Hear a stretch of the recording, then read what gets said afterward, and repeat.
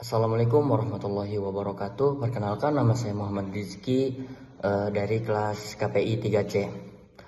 Nah, di sini kita akan ngobrol tentang mereview tentang tiga hal yang sangat menentukan arah media di Indonesia maupun di dunia, yaitu konglomerasi, modifikasi, dan regulasi media. Nah, teman-teman, di sini saya akan membahas dengan santai ya. Terus juga ada contoh kejadian nyata dan di sini juga saya akan menjelaskan gitu gimana teori-teori media itu benar-benar kejadian di depan mata kita. Nah, pertama, konglomerasi media, teman-teman. Istilah gampangnya ini kondisi ketika suatu perusahaan raksasa menguasai banyak media sekaligus televisi, radio, portal berita, dan bahkan rumah produksi.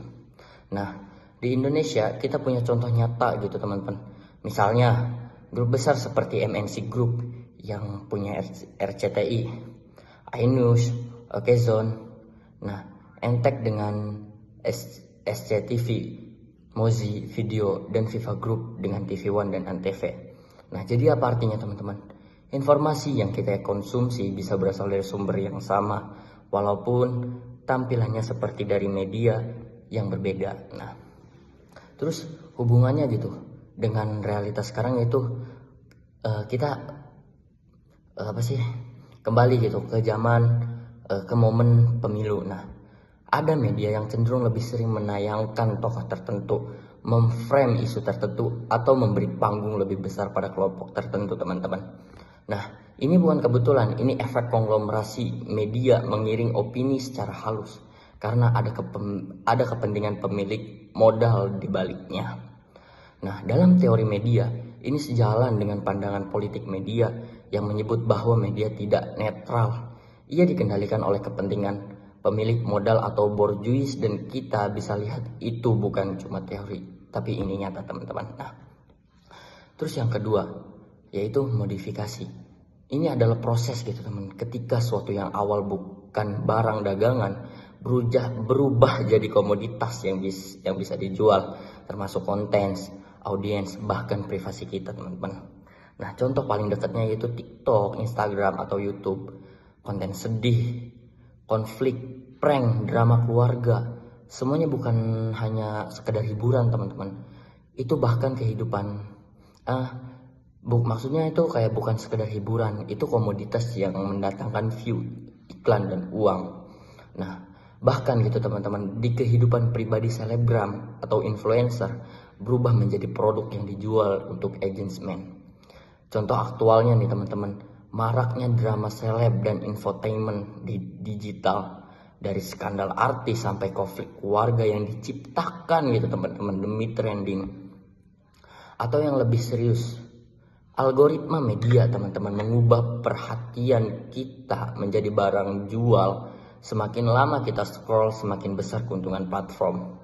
Nah, teorinya ini sesuai dengan pemikiran Vincent Masco yang menjelaskan bahwa media kini bukan sekedar menyampaikan informasi, tapi malah menjual kita sebagai audiens kepada pengiklan. Realita hari ini membuktikan itu, teman-teman. Nah, terus ada yang namanya regulasi media. Nah, regulasi media ini penting banget, teman-teman, karena ketika media dimiliki oleh konglomerat besar dan kontennya dimodifikasi negara gitu, teman-teman, butuh aturan untuk menjaga agar media tetap melayani publik. Contohnya, yang pertama itu beredarnya hoax politik, deepfake, dan misinformasi yang viral di TikTok atau X gitu. Pemerintah akhirnya dorong penguatan regulasi digital. Terus yang kedua adalah kontroversi RUU penyiaran pada tahun 2024 yang membatasi konten investigasi. Banyak gitu teman-teman jurnalis menolak karena dianggap merugikan kebebasan pers. Terus aturan soal TikTok Shop yang sempat dilarang karena dianggap memukul UMKM. Nah, ini contoh nyata gitu bagaimana regulasi mempengaruhi ekosistem digital. Teorinya ini menyambung dengan konsep public sphere Habermas. Media seharusnya ruang publik untuk berdiskusi bebas, tapi ketika regulasi itu ada dan terlalu ketat atau terlalu longgar, keseimbangan itu bisa hilang, teman-teman. Nah, kalau kita tarik gitu garis besar dari tiga konsep tadi gitu. Konglomerasi, modifikasi, dan regulasi media.